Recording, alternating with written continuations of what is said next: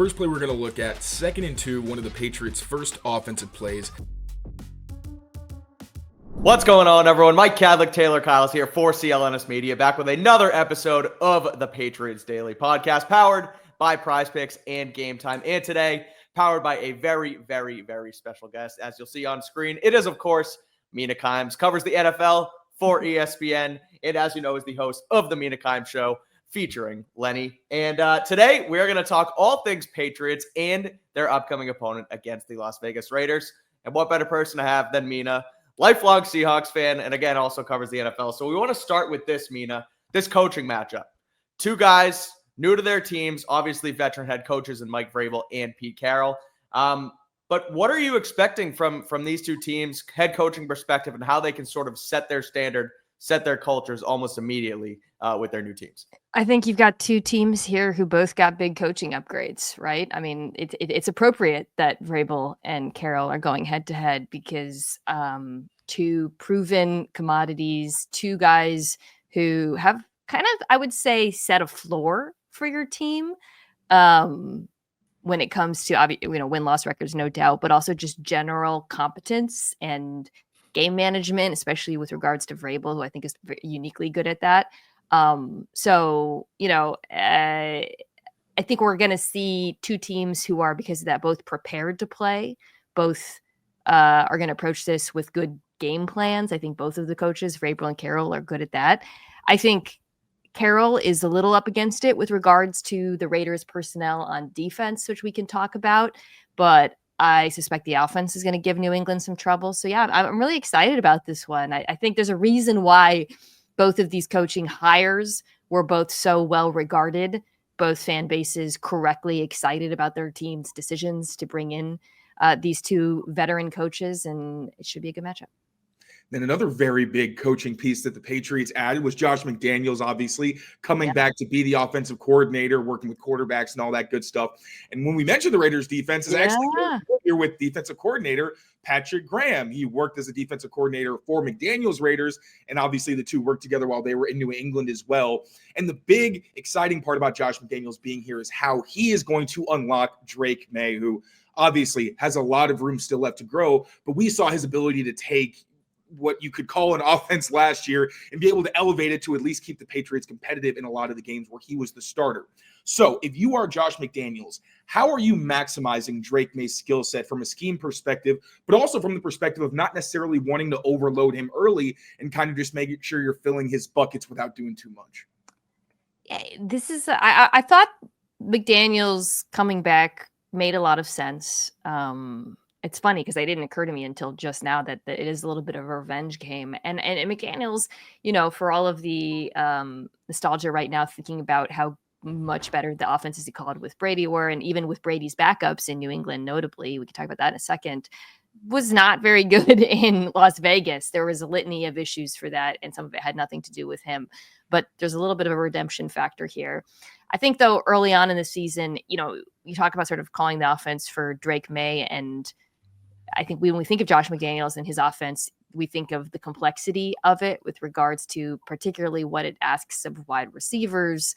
It's as much about him making life easier for everybody as it is for Drake Maye, because, even though they have some veteran receivers, and Tayler, you and I talked about this with regards to guys who are now their second and third years, obviously Steph Diggs, Mac Hollins, it's still going to, the passing game, the drop back game in particular, I think is going to be a work in progress. I think he's much better than his predecessor in New England in terms of actually scheming receivers open instead of just asking them to win. He's so good at beating man coverage in particular. Although, if I'm Patrick Graham, I'm a little hesitant to play too much man coverage with the players that they have. But for me, I think he's going to lean on the ground game pretty heavily in this one. I think Drake Maye as a runner is going to be a large component of the offense, particularly early on. Doesn't mean he has to keep it as much as like Cam Newton did when he was calling that offense, but it's got to be at least a threat to help them on the ground. And I think, again, in terms of like making life easier for Maye, that coupled with giving him better answers against the blitz than they did last year will go a long ways towards at least lifting the floor of this offense in the beginning part of the season. And kind of building on that, this Patrick Graham defense is kind of known for its cover 3 roots, similar to Pete Carroll as well. But there could be some interesting changes where we've seen Pete Carroll, especially towards the end of his Seahawks tenure, use some more split safety coverages, some quarters and things like that. And then we also saw the Raiders actually start dialing up the blitz later in the preseason. So what do you think the Raiders' plan is going to be to try to contain Drake Maye? Because like you said, I mean, the defensive line is one thing, but everything behind on the Raiders defense feels like it's kind of just take your pickings for the Patriots offense. First of all, it's very astute of you to even note that Pete Carroll changed things up at the end of his career in Seattle, because a lot of people don't. They think that the entire tenure with Pete and the Seahawks, he was just calling cover 3 and man and never changed his stripes. It's not true at all. He really did try to evolve that defense. The problem was they just didn't have the personnel at the end to execute it. And they really struggled, even as, they were trying to kind of follow the current defensive meta, the Vic Fangio stuff towards the end of his time in Seattle. It just wasn't good. I think the problem is for him and Graham is they're just missing a lot of players. I think particularly on the back end, there's no easy answers for them as to what they should be doing. The strength of the unit is obviously the front, led of course by Maxx Crosby, but they got Malcolm Kuntz back on a 1-year deal, who was a player who I liked quite a bit before he was injured. See what they can get out of Tyree Wilson now, another year out. And I think the interior of the defensive line should be all right, even though losing Christian Wilkins, who didn't play very much, it is a loss. But that back end is going to be an issue. And if I'm New England, there's a lot of places that they can attack. In that secondary, you've got young players starting. I think the safety group is probably the strength on the back end. You brought in Jeremy Chin, who's, I think, a versatile, talented player. But the corners, to me, are the most glaring weakness on this entire roster. And if they can't find ways to attack this group of corners, I think that bodes poorly for the year. We'll flip it to the speaking of the defense, we'll flip it to the Patriots defense here now. And not just specific to this week with the Raiders, because, obviously it's not looking good right now for Christian Gonzalez, at least in week 1, still dealing with a hamstring injury. Yeah, it's tough. We'll see what happens. We're a ways to go, a couple days out, but not looking good right now. But then, you mentioned revenge games. Robert Spillane back on this Patriots defense now, had played with Vegas the last couple of years. They just released Jabril Peppers. Kyle Duggar seemingly gets, benched onto the second unit here. Rookie Craig Woodson and veteran Jalen Hawkins now sort of the starting safety. So when you look at all of it, what they've brought in, what's the high end for this Patriots defense and what's sort of the ceiling here? Like, how do you think this can go on what, Mike Vrabel and then new defensive coordinator Terrell Williams is kind of supposed to be the strength of this team? Yeah, the high end would be obviously with Gonzalez in the lineup. You have one of the best cornerback duos in all of football with him and Davis, and then one of the best defensive tackle duos. I think edge question, safety, glaring question. We can talk about that. But very few teams can point to their depth chart and say we're near the top of the NFL in 2 different position groups. So I think, and Spillane's a good player, particularly against the run. So when you have like areas of such not just strength, but like actually potentially like elite duos, you can use that to compensate for issues elsewhere, in the depth chart. And so I think, the Patriots defense could absolutely leap into the top 10 purely on the strength of those 2 pairings that I talked about. But, when you don't have Gonzalez, I talked about all the issues in the Raiders secondary. Suddenly I'm looking at this Pats secondary and you get a little nervous because that safety duo is so unproven. I mean, you guys can tell me what you think about them. Like a lot of folks from the outside, I've been kind of stunned by the downfall of Kyle Duggar and Jabril Peppers. Duggar, obviously that started last year, but still it's quite a bold decision to go with such youth and inexperience, I think, at the safety position. And I'd love to hear from you guys what you're seeing from them, because if I'm Las Vegas, that's what I'm looking to attack right now, and especially if Gonzalez is in the lineup. I would flip the script and go pass heavy in this one if Gonzalez doesn't play. CLNS Media is powered by PrizePicks, the best place to get in on the action, even throughout the summer. There is still baseball, there's women's basketball, and Taylor, we are right on the cusp of football season. There will be preseason games loaded up on PrizePicks, so if you want to get in on the action, head over to PrizePicks. Use code CLNS. You get $50 instantly after you play your first $5 lineup. PrizePicks, run your game. With that sort of, the safety room being what it is and how they could potentially attack this Patriots defense, right? You look at a guy like Brock Bowers, who is arguably there, if not absolutely their top target on this offense. If you're the Patriots, Taylor, I'll kind of kick it to you. I know we were gonna go there, but like, what would be your guys' plan of attack for this? Because without Gonzalez, who you could seemingly put on him, now you have virtually no one to stop one of the NFL's up and coming best offensive options. So just like to talk about the safeties first. Right now, I think Jalen Hawkins and Craig Woodson give you some stability, the versatility, the communication, but I think it's like a solid duo versus earlier in the offseason. I'm thinking, well, if you have Jabril Peppers and Kyle Duggar healthy as your starters and like functional in this new defense, and then Hawkins and Woodson as more rotational pieces, like that's a pretty stacked room. So I do feel very differently about it. Duggar is starting to look more like himself. We saw that in the last couple preseason games. Vrabel's acknowledged it. To be fair, I don't know if he's trying to use that as trade bait to be like, hey, look at Kyle Duggar getting a little healthy if anybody's interested now. But if Kyle Duggar really does get down with the system, that was a big issue for him and Jabril Peppers, I think, was missing the entire spring because all we hear about is communication. These guys got to be in sync. And then you started seeing Duggar and Jabril Peppers playing even in the last preseason game where a lot of starters weren't playing. So if Duggar's healthy, then I have more hope for this room. But in week one, I think they're a pretty glaring question mark. As much as I like Craig Woodson and think his experience in college can help him day one. And if Christian Gonzalez doesn't play anything for safety? No, I want to flip it and ask you another question. You got me thinking. So I think this Raiders offense is going to go pretty heavy 12 personnel, even though they didn't in the preseason with Brock Bowers and Mike Mayer.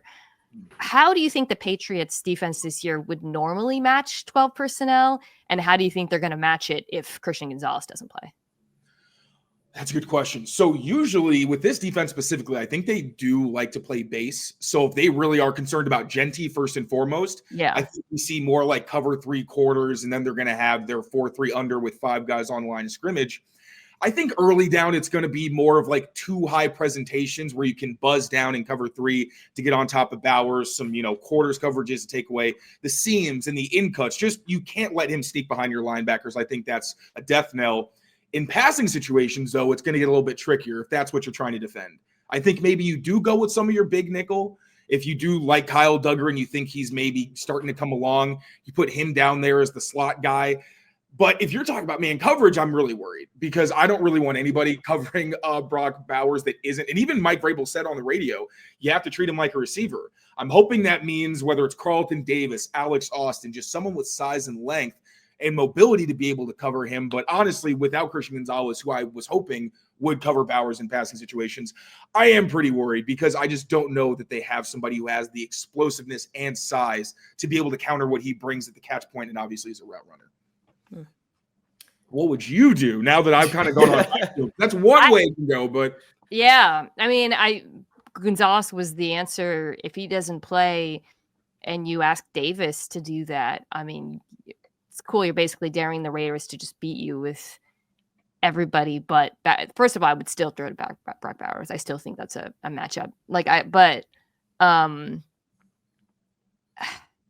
Outside of Bowers, I think Mayer is going to have a sneaky decent season, especially because of all of the attention paid to Bowers. So if you're in 12 personnel and they're so keyed in on stopping Brock Bowers in the passing game, I wouldn't be surprised, particularly in the red zone. But I think Mayer has really become almost underrated because of, people forget he was a first-round draft pick. He's great hands, great catch radius. He's, I think, a lot more complete as a tight end now than he's given credit for. So that is something that I would go to because, I really don't know how the Raiders cover both of those guys.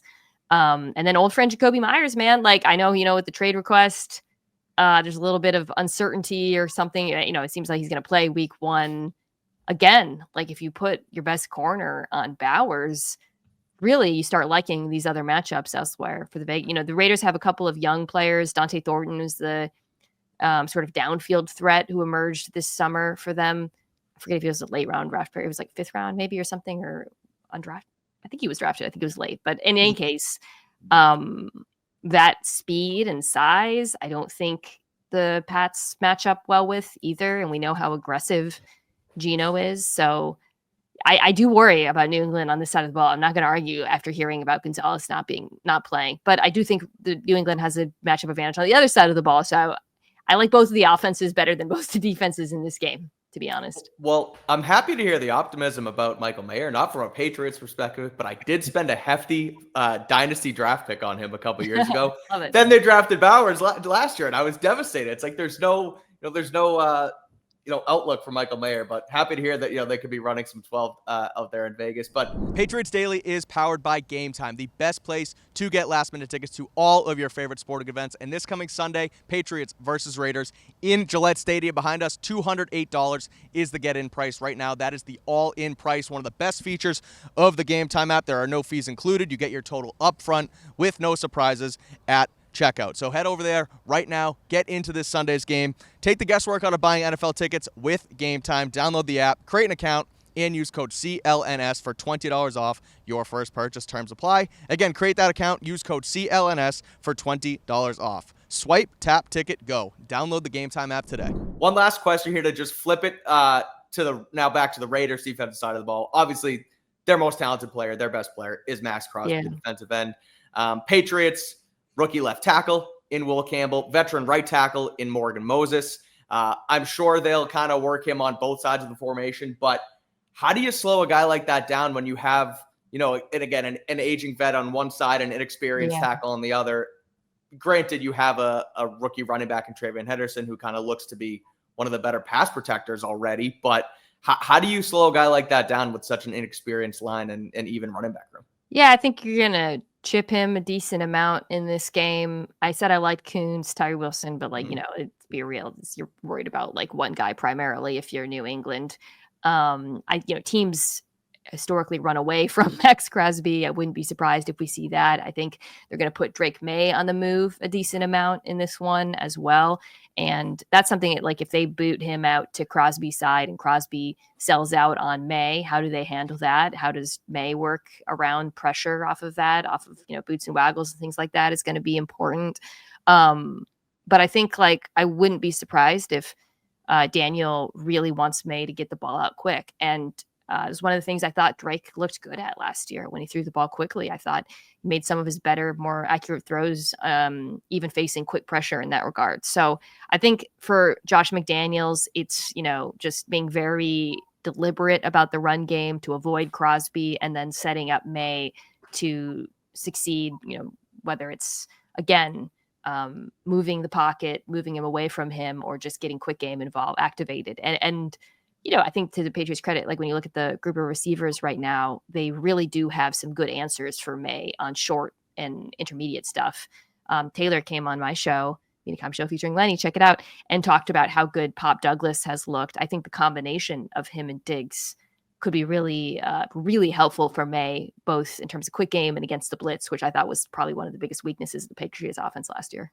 I love the bootleg point because when I was looking at the preseason tape for the Raiders, I think they had 3 or 4 explosives they gave up on bootleg specifically. Match up with some outside zone with Travion Henderson, so you do have to pick your poison. I like that one a lot, and obviously Drake's got to be responsible and make sure all this scheming works by getting the ball out, because if he holds on to it, Maxx Crosby's going to make it pay. Well, Mina, this was awesome. We appreciate your time, truly do.